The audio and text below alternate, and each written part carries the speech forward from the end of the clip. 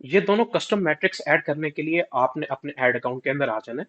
और add account के अंदर यहाँ पे आपके पास कस्टम की ऑप्शन होती है, जिसके अंदर आप अपने दो प्रीसेट्स ऑलरेडी आपके सामने बने होते हैं। आपने सिंपली क्या करना है, आपने सबसे नीचे चले जाना है और यहाँ पे आपने आ जाना है कस्टमाइज कॉलम्स के ऊपर। यहाँ पे आपके पास बाय डिफॉल्ट जो है वो कुछ मैट्रिक्स बने होते हैं। अब यहाँ पे आप अपना फार्मूला डाल के जो अपने टैक्सेस हैं या जो भी आप कैलकुलेट करना चाह रहे हैं वो अपने फार्मूला के थ्रू यहाँ से आप इजीली क्रिएट कर सकते हैं इसके अंदर। सिंपली आपने यहाँ पे आ जाना है क्रिएट कस्टम मैट्रिक के ऊपर। फर्स्ट ऑफ ऑल हमने एक मैट्रिक बनाना है कि हमारा जो कॉस्ट पर रिजल्ट है या कॉस्ट पर परचेज जो भी आपको पड़ रहा है, उसके अंदर हमने पहले गवर्नमेंट के जो टैक्सेस हैं वो हमने ऐड करने हैं। अब ये हर बैंक से बैंक जो है वो वेरी करते हैं। अब आपने अपनी कैलकुलेशन अपने एंड पे कर लेनी है कि आपका बैंक आपको कितना परसेंट टैक्स जो है वो चार्ज कर रहा है, 15% कर रहा है, 13% कर रहा है, 26% कर रहा है, जो भी वो आपको कर रहा है। तो सिंपली आपने क्या करना है, यहाँ पे आपने ब्रैकेट लगाना है। ठीक है, ब्रैकेट के अंदर यहाँ पे आपने लिख देना है कॉस्ट पर रिजल्ट। ठीक है, जब अब जैसे ही आप यहाँ पे लिखेंगे तो आपके पास ऑटोमेटिकली यहाँ पे, सॉरी, कॉस्ट पर परचेज आपने यहाँ पे लिखना है। ठीक है, तो ये आपके पास आ गई कॉस्ट पर परचेज। ठीक है, तो ये आपको एक्चुअल में कॉस्ट पड़ रही है। अब इसके साथ आपने गवर्नमेंट का टैक्स जो है वो ऐड करना है, आपको जितना भी पड़ रहा है। फॉर एग्जाम्पल मान लेते हैं कि आपको अभी तक हुकूमत जो है वो 13% टैक्स चार्ज कर रही है, तो आपने यहाँ पे इसको मल्टीप्लाई कर देना है 1.13 के साथ और आपने ब्रैकेट जो है वो क्लोज कर देनी है। ठीक है, अगर आपको 13% टैक्स जो है वो चार्ज हो रहा है, अगर आपको 26% हो रहा है तो आपने 1.26, मतलब कि ये पॉइंट जो पहले वन लगा हुआ है ये आपने लगाए रखना है। उसके बाद जितना भी टैक्स आपको हुकूमत चार्ज कर रही है वो आपने यहाँ पे लिख देना है। और फिर यहाँ पे आपने उसको जो भी मैट्रिक्स का आप नेम देना चाह रहे हैं वो आप यहाँ पे दे दें। ठीक है, मैं यहाँ पे दे देता हूँ कॉस्ट सीपीआर आफ्टर टैक्स। ठीक है, इस तरीके से मैंने ये नेम दे दिया और मैंने इसको कर दिया यहाँ पे क्रिएट मैट्रिक। अब यहाँ पे हमारे पास सीपीआर आफ्टर 13% टैक्स जो है वो यहाँ पे क्रिएट हो चुका है।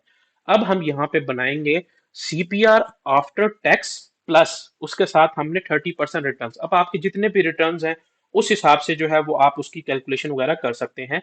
तो वो टोटली आपके ऊपर डिपेंड कर रहा होता है इसके अंदर। ठीक है, तो हम यहाँ पे एक कस्टम मैट्रिक जो है वो दोबारा से क्रिएट करेंगे और यहाँ पे हम उसका जो फार्मूला लिखेंगे वो सेम वही फार्मूला हमने पहले वाला लिखना है जैसे हमने पहले लिखा था, कॉस्ट पर परचेज। ठीक है, मल्टीप्लाई बाय जो कि आपने अपनी पहले कॉस्ट पर परचेज जो बनाई है टैक्स के साथ, हमने पहले बनाई थी यहाँ पे कॉस्ट पर परचेज बनाई थी 1.13 के हिसाब से। मतलब कि हमने यहाँ पे हुकूमत का 13% टैक्स जो हमें चार्ज हो रहा है हमने वो बनाया था। आपको जितना भी चार्ज होता है आप उस हिसाब से कर सकते हैं, डिवाइडेड बाय। अब यहाँ पे आपने अपने रिटर्न्स, ठीक है, रिटर्न्स आपने जो है यहाँ पे डालने हैं अपने।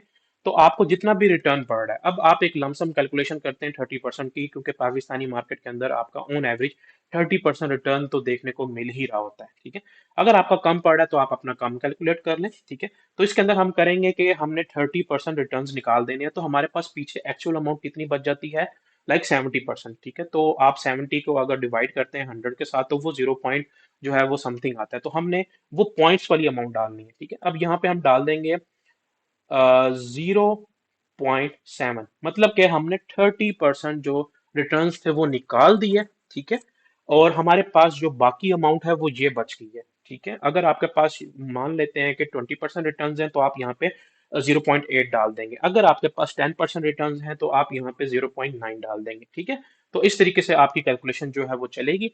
और यहाँ पे आपने सिंपली क्या करना है, इसको नेम दे देना है। ठीक है, यहाँ पे मैं दे देता हूँ सीपीआर आफ्टर टैक्स, जो भी आप इसको नेम देना चाहें। ठीक है, ताकि आपको याद रहे कि आपने क्या मैट्रिक्स जो है वो कैलकुलेट किया था, प्लस 30% रिटर्न। और इसके अलावा आपने यहाँ पे कुछ भी नहीं करना, फॉर्मेट आपने यहाँ पे न्यूमेरिक के अंदर ही रखना है। अब ये आपकी एक्चुअल कैलकुलेशन जो है ये हो जाएगी। इसको क्रिएट मैट्रिक के ऊपर आप क्लिक करेंगे और यहाँ पे आपके पास ये चीज आ गई है। अब आपने इसको ऐड करना है तो आपने इन दोनों को यहाँ पे सिलेक्ट कर लेना है और नीचे से इसको एक कॉलम के अंदर जो है वो एज अ सेव कर लेना है। तो यहाँ पे आप लिख दें टैक्स या जो भी आप लिखना चाहें, सेल्स 1, सेल्स 2, सेल्स 3, जो भी आप लिखना चाहें जैसे आपके लिए इजी हो वो आप यहाँ पे लिख सकते हैं। तो मैंने यहाँ पे जो है ये मैट्रिक क्रिएट कर लिया और इसको मैंने यहाँ पे अप्लाई कर देना है।